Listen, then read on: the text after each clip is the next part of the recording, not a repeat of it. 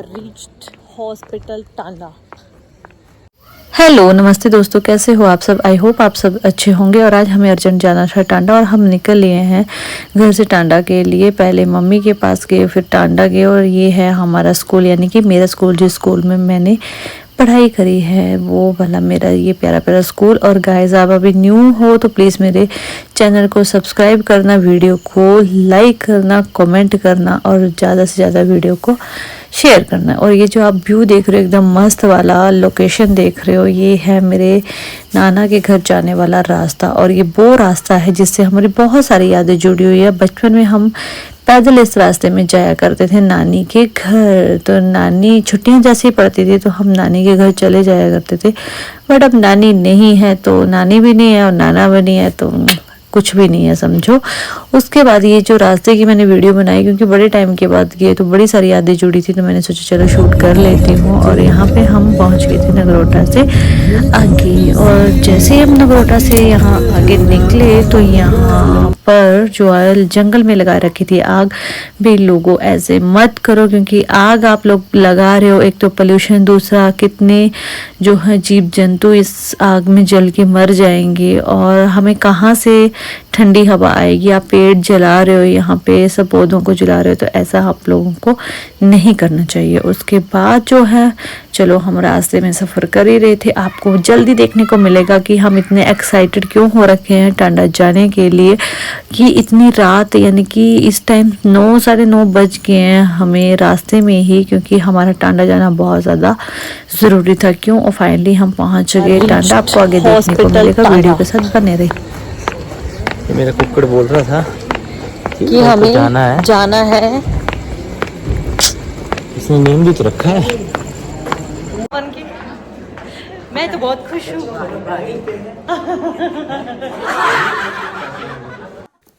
और ये पहुंच गए हम हॉस्पिटल के अंदर। ओ बेचारी का क्या हाल कर रखा इन्होंने, कैसे बिठा रखा इसको।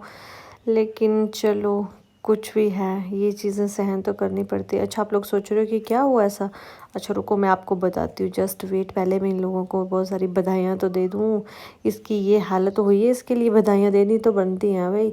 इसकी मम्मा को, इसकी सासू मम्मा को भी मैंने बहुत सारी दी बधाइयाँ। और सबसे पहले मिट्ठू मिला, सबसे पहले मिट्ठू ने लिए। और इसी गुड न्यूज़ के लिए हम आए हैं टांडा, इसी के लिए, इस क्यूटी पाई से मिलने के लिए हम आए हैं टांडा। तो आप लोगों को मैं बता रही थी सरप्राइज़ वो था ये कि मेरी फ्रेंड के घर हुई है बेटी, कन्या आई है इनके घर पे। और बहुत ही क्यूट है। और सबसे अच्छी बात कि ये तो रो भी नहीं रही थी, पोटी छुछू कर देती तभी रोती। और सबसे बड़ी बात तो ये थी कि इतने छोटे छोटे हाथ और पैर हैं। सबसे बड़ी बात तो ये थी कि मैंने आज तक किसी बच्चे को अपनी गोदी में नहीं लिया। और अभी सिर्फ 2 डेज़ हुए इस बच्चे को आए हुए और मैंने इसको अपनी गोदी में लिया। मेरी बाजू एकदम से कांप रही थी बहुत ज़्यादा, मतलब कि मेरे को डर लग रहा था कि कहीं मेरे हाथ से छूट जाएगी। लेकिन सच में यार, सच है, बहुत क्यूट है। गॉड ब्लेस यू बच्चा, वेलकम पुत्र जी। ये मेरी लाइफ का पहला एक्सपीरियंस है। मैंने आज तक किसी बच्चे को अपनी गोदी में नहीं लिया है। ये पहला बच्चा है, ये पहला बच्चा है ये। और फिर बड़ी देर तक मैंने इस क्यूटी पाई से करी बातें। और मैं आपको फाइनली बता दूं, अब मैं इस टाइम वॉइस ओवर कर रही हूं तो आपको बता दूं कि इसका नाम भी हमने रख दिया है। और मैं बता दूं, इसका नाम हमने रखा है नूर। तो आप सब भी बधाइयाँ देना और इस बच्चे के लिए बहुत बहुत सारी ब्लेसिंग करना कि ये बच्चा बहुत स्ट्रॉन्ग बने, हेल्दी रहे हमेशा।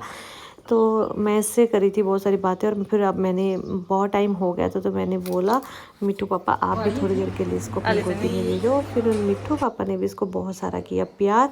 और फिर इसके पापा ने इसको खिलाई दाई और कितने अच्छे से खा रही है। मैं इसको बड़ी देर तक देखती रही, कुछ नहीं कर रही थी, बस नॉर्मली जैसे दवाई खिला रहे थे वैसे। और सबसे बड़ी बात, हमसे ज़्यादा केयरफुली जो वो मिट्ठू इसको बड़े अच्छे से कैरी कर रहा था।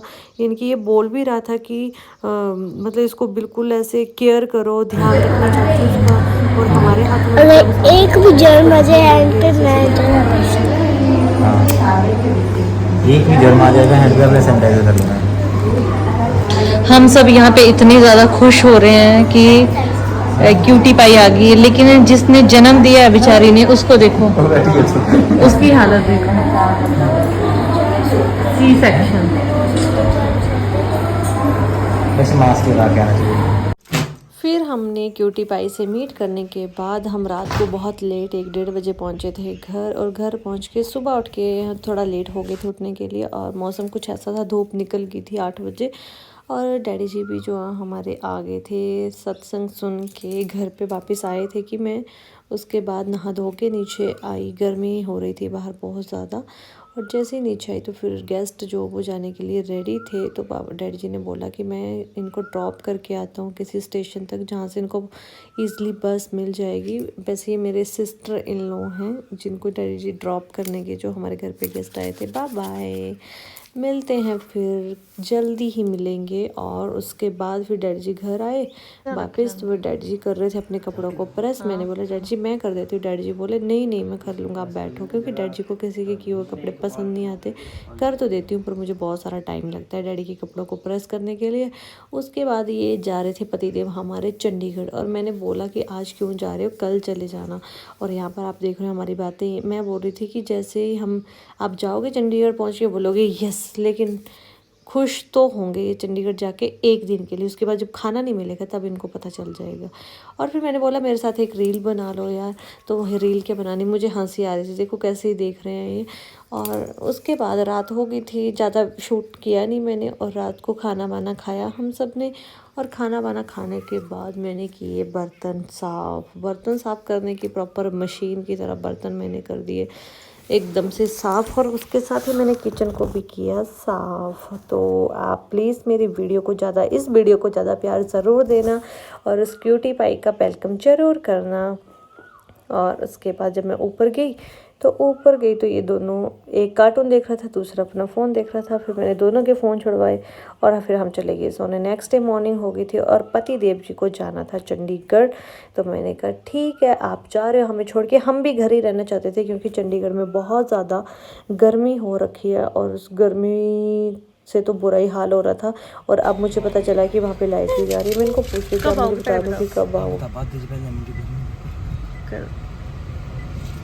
बता के जाओ कब आओगे। घूमती ही चल रही है शनिवार को। अभी सैटरडे आएगा तब आ जाओ। चलो गाइस आज का ब्लॉग यहीं ख़त्म होता है, मिलते हैं नेक्स्ट ब्लॉग में। नेक्स्ट ब्लॉग मिलेगा आपको मेरी पहाड़ी कांगड़ी लैंग्वेज में। तो यहाँ पर पति देव जी को भी की बाय, और आपके लिए भी टाटा बाय बाय, मिलते हैं जल्दी, बाय बाय।